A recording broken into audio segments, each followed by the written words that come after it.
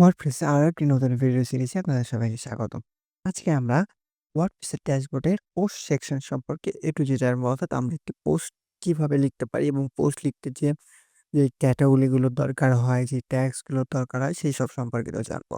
তো চলুন শুরু করা যাক। তো দেখুন আমরা আমাদের ওয়ার্ডপ্রেস ড্যাশবোর্ডে লগইন করে নিচ্ছি এবং ওয়ার্ডপ্রেস ড্যাশবোর্ডের ভিউ পার্টটা আমরা এখানে রেডি করে রেখেছি। তো এখানে একটা পোস্ট দেখা যাচ্ছে যেটার নাম হচ্ছে হ্যালো ওয়ার্ড। তো আমরা এখানে আপাতত কোনো থিম বা কোনো কিছু ইনস্টল করব না। জাস্ট আমরা একটা পোস্ট লিখবো। তো হ্যালো ওয়ার্ডটা কিন্তু আমাদের একটি পোস্ট। ঠিক আছে? এই পোস্টটা কোথায় থেকে আসছে? যে দেখুন এখানে হ্যালো ওয়ার্ল্ড নামে একটা পোস্ট লেখা আছে পোস্ট সেকশনে অল পোস্টে। তো আমরা এটাকে ট্রাস্ট অর্থাৎ ডিলিট করে ফেলবো এবং ডিলিট করা আইটেম আপনি এখানে পেয়ে যাবেন। ট্রাস্টে থাকবে এটা আপনারা সিম্পলি ডিলিট পার্মানেন্টলি করে ফেলবেন। কারণ এই পোস্টটার এখন আমাদের কোনো দরকার নেই।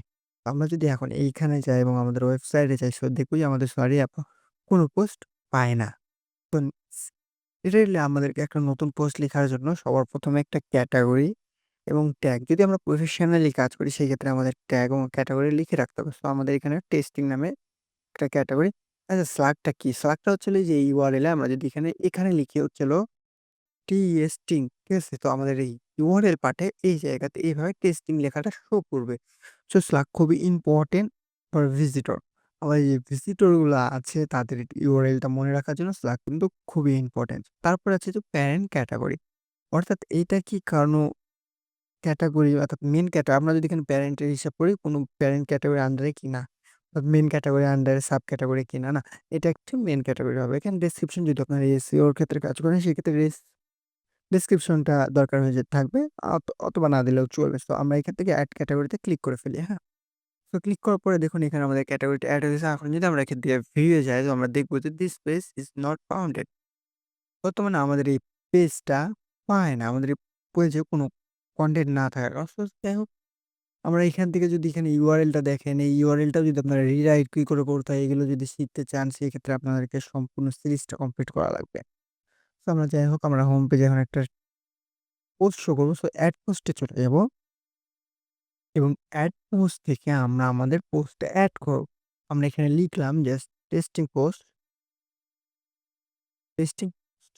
আমরা এখানে জাস্ট পোস্টটা আপাতত পাবলিশ করি। ঠিক আছে? যে আমাদের হোম পেজে শো করে কিনা সেটা দেখার জন্য। এবং লিটারেলি আমরা পরে সেই পোস্টটা টোটালি ডিজাইন করব। সো আমরা এখানে দেখুন জাস্ট টেস্টিং পোস্ট চলে এসেছে এবং পোস্টটা আমাদের এখানে ফোল্ডার ওয়াইজ URL এ শো করে গেছে।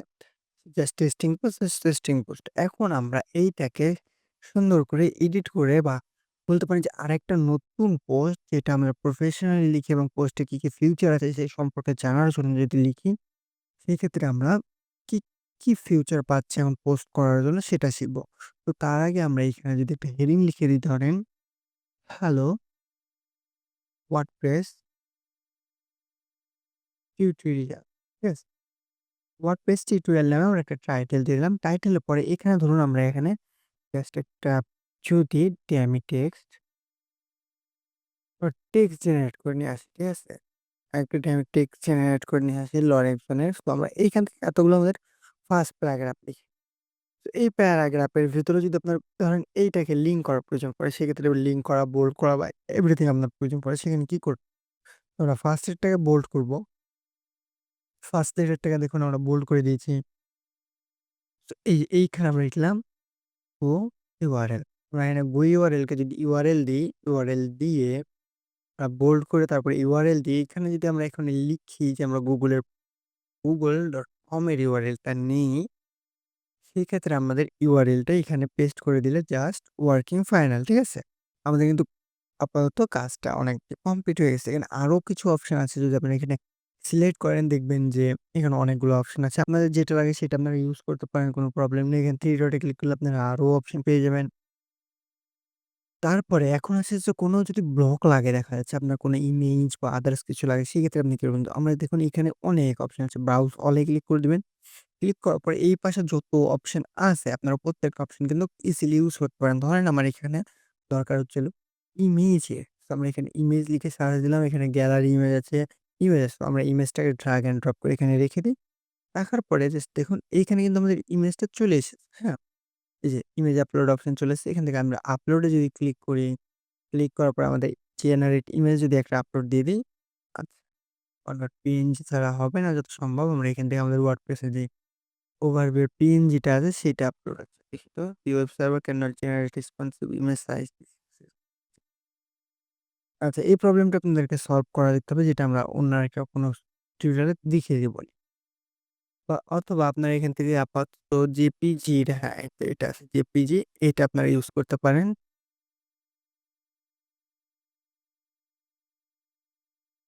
আচ্ছা, আমরা মিডিয়া লাইব্রেরি থেকে আপাতত একটা নিয়ে নিচ্ছি। আপলোড দিয়ে এখানে ইনসার্ট করে দিই। তাহলে আমাদের সিম্পলি আপলোড হয়ে যাবে। তো ওইটা কোনো প্রবলেম ছিল, আমরা এটা পরবর্তী কোনো ভিডিওতে সলভ করে ফেলবো। সো এখানে কিন্তু দেখুন আমাদের ইমেজ এসছে। এরপরেও যদি আপনাদের কোনো আরো ব্লগ দরকার হয়, আপনি এখানে প্লাস আইকনে ক্লিক করে ফেলুন। ব্রাউজ অল এ ক্লিক করুন। এখান থেকে আপনাদের যদি দরকার হয় কোনো কোডিং এর, আপনারা জাস্ট ড্র্যাগ অ্যান্ড ড্রপ করে এখানে রাইট, আপনারা এখানে কোনো কোডিং লিখে দিলেন। এটা আপনাদের ব্যক্তিগত বিষয়। আপনারা কি লিখবেন না লিখবেন কোডিং এ। এভাবে আপনারা হিউজ পরিমাণে এখানে দেখুন paragraph, heading, list, code, details, table পর্যন্ত আছে। আপনারা টেবিল যদি ইউজ করেন, সেক্ষেত্রে দেখুন ক্রিয়েট টেবিলে ক্লিক করলেন, আপনাদের টেবিল, কলাম সব রেডি। তারপর আপনাদের ফাইলের দরকার, আপনি এখানে ড্র্যাগ অ্যান্ড ড্রপ করুন, আপলোড ফাইল করুন, এক্সেট্রা। আপনাদের ভিডিও দরকার, ভিডিও পার্ট আপলোড করে দিন। যা প্রয়োজন আরকি, এক কথায় আপনারা সবকিছু এখানে ইজিলি পেয়ে যাবেন। তারপরে জাস্ট আপনার পোস্টটাকে পাবলিশ করে দেওয়ার আগে যদি আপনার আরো কিছু প্রয়োজন পড়ে, যেমন ধরুন এখানে অ্যাডভান্স সেটিং এ প্রয়োজন বা পোস্ট সেটিং আপনারা যদি এখানে দেখুন, স্ট্যাটাস কি আছে, পাবলিশ, ইমিডিয়েটলি স্লাগ কি তৈরি হচ্ছে, অর্থাৎ আপনার এই পোস্টের স্লাগটা কি হচ্ছে সেটা দেখাবে। এখানে অ্যাডমিন, সিঙ্গেল পোস্ট, আপনার A to Z আছে, এখানে ক্যাটেগরি আপনারা সিলেক্ট করে দিতে হবে, কোন ক্যাটেগরিতে হবে, ট্যাগ আপনার ট্যাগ লিখে দিতে হবে। এটা আপনারা সিম্পলি পাবলিশ করে দিতে পারেন যেকোনো সময়। সো পোস্ট করা সম্পূর্ণ সহজ। সেখানে যদি প্রত্যেকটা অপশন আপনাকে শিখাতে যায়, দেখা যাবে অনেক সময় লেগে যাবে। আপনারা চেষ্টা করবেন যে নিজে থেকেই ওটা শিখে নেওয়া। যেমন এটা ইউজ করবেন এভাবে দিয়ে শিখে নিবেন। তো যাই হোক, আমরা পোস্ট লিখে ফেলেছিলাম। পোস্ট আমরা এখানে রিলোড যদি দিই, আমাদের পোস্ট আছে, আমাদের টাইটেলটা হয়তোবা চেঞ্জ হয়েছে। হ্যাঁ, আমরা এখানে হ্যালো দেখুন, এখানে সিম্বলি অনেকগুলি কিছু শো করতেছে। আমরা যেহেতু কোনো থিম বা আদার্স কোনো কিছু ইনস্টল করি নাই। তো আমরা ফুল পেজে এসে ফুল পোস্টে যদি দেখেন, এই যে এখানে ইউআরএল, হ্যাঁ, আমাদের ইউআরএল রেডি আছে। আমাদের এটা বোল্ড হয়েছে, আমাদের ইমেজ আছে, আমাদের ট্যাগ আছে, আমাদের টেবিল A to Z কিন্তু পেয়ে গেছে। এই হলো বিষয় একটা পোস্টের ক্ষেত্রে। পোস্ট করা খুবই সহজ ওয়ার্ডপ্রেসে। এখন যদি আমরা যাই এবং দেখি যে আমাদের ওয়ার্ডপ্রেসে পোস্ট আছে কিনা, হ্যাঁ, এই যে দেখুন এখানে পোস্ট আছে। এখানে কুইক এডিট আপনারা কিন্তু স্লাগ চেঞ্জ করতে পারেন, টাইটেল চেঞ্জ করতে পারেন, আপনাদের ডেট যেটা আছে সেটা চেঞ্জ করতে পারেন, আপনার পাসওয়ার্ড প্রোটেকশন করতে পারেন। মানে ১, ২, ৩, ৪ যদি দিয়ে দেন, আপডেট করে ফেলেন, তাহলে এই পোস্টটা এখন যদি ভিউ এ যায় এবং আমাদের দেখুন কনটেন্ট দেখার জন্য আমাদের ১, ২, ৩, ৪, দেন যদি আমরা এন্টার দিই, সেই ক্ষেত্রেই শুধু আমাদের পোস্টটা দেখতে পাবো। উইথআউট আমাদের পোস্টটা কিন্তু আমরা দেখতে পাবো না। সো এখানে অনেক ফিচার আছে। আপনার কুইক এডিট আরো অপশন পাবেন। এখানে ট্যাগ অপশন পাবেন, ক্যাটেগরি চেঞ্জের অ্যালাউ এর অপশন, এভরিথিং আপনারা পেয়ে যাবেন। আবার এখানে এডিটে গেলে আপনারা এডিট অপশনটা পেয়ে যাবেন। অর্থাৎ সম্পূর্ণ পোস্টটাকে এডিট করার অপশন পেয়ে যাবেন। এই তো পোস্টের সেকশন এবং ট্যাগ সেকশনে সিম্পলি আপনারা ট্যাগটা আপলোড করে দিতে পারেন। তো সবাই ভালো থাকবেন, সুস্থ থাকবেন। মনে রাখবেন যে আমাদের মাঝে মধ্যে যে প্রবলেম গুলো হয়, আমরা আসলে আনকাট করে পাবলিশ করে